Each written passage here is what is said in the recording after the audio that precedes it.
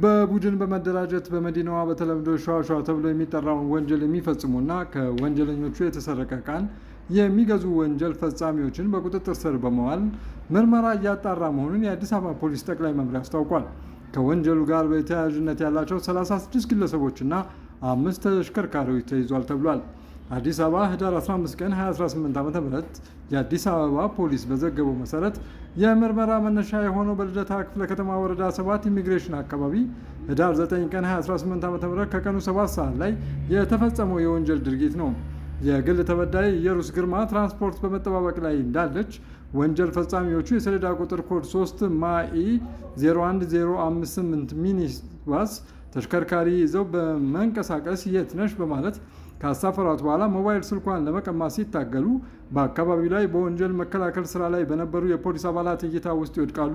በፖሊስ እይታ ውስጥ መውደቃቸውን የተረዱት ተጠርጣሪዎች የግል ተበዳይን ገፍትረው በመጣል ለማምለጥ ቢሞክሩም ተጠርጣሪዎቹን እስከ መጨረሻው በመከታተል አራቱንም በቁጥጥር ስር መዋል ተችሏል። ፖሊስ በቁጥጥር ስር የዋሉትን ተጠርጣሪዎች መነሻ በማድረግ በተደረገ ሰፊ ምርመራ የማስፋት ተግባር የወንጀል ድርጊቱን የሚመራ እና የሚያስተባብር ቡድን እንዳለ ደርሶበታል። የወንጀለኛ ቡድኑ በቁጥጥር ስር ለመዋል በተደረገ ክትትል በጉለሌ ክፍለ ከተማ አዲሱ ገበያ አካባቢ ስምሪት የሚሰጡ 11 ግለሰቦች ሊያዙ ችለዋል።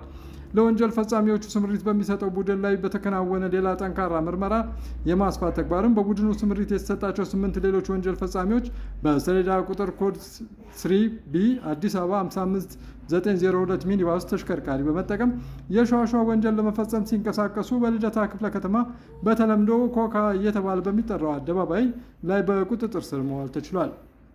ፖሊስ ምርመራውን በማጠናከር ባደረገው ብርቱ ክትትል ተመሳሳይ የወንጀል ድርጊት ለመፈጸም ስምሪት የተሰጣቸው በኮድ 3 አዲስ አበባ 9678 አራዳ ክፍለ ከተማ እንዲሁም በኮድ 3 ኦሮ ኤ 02639 ቦሌ ክፍለ ከተማ በሚኒባስ ተሽከርካሪዎች ሲንቀሳቀሱ የነበሩ 13 አባላት ያሉት ሁለት ቡድን በቁጥጥር ስር መዋል ተችሏል። ከዚህ ወንጀል ጋር በተያያዘ በኮድ 3 ቢ አዲስ አበባ 47364 በሆነ ቪስ ተሽከርካሪ እየተዟዟሩ ከወንጀል ፈጻሚዎች የተሰረቀ ዕቃ ሲገዙ የነበሩ ሁለት የሌባ ተቀባዮች ተይዘው በሕግ አግባብ በተደረገ ብርበራና ፍተሻ ከግለሰቦቹ መኖሪያ ቤት 30700 ብር፣ 1 ላፕቶፕ፣ 1 ታብሌት፣ 11 ዘመናዊ ስልኮች ተሰርቀው ቀፎዎቹ የተሸጡበት 188 የስልክ ከቨሮች በኤግዚቢትነት መያዙን የልደታ ክፍለ ከተማ ፖሊስ መምሪያ አስታውቆ በአጠቃላይ ከዚህ ወንጀል ጋር በተያያዘ 36 ሰዎችን በቁጥጥር ስር ውሎ ምርመራ እያጣራ መሆኑን ፖሊስ መምሪያው ገልጿል።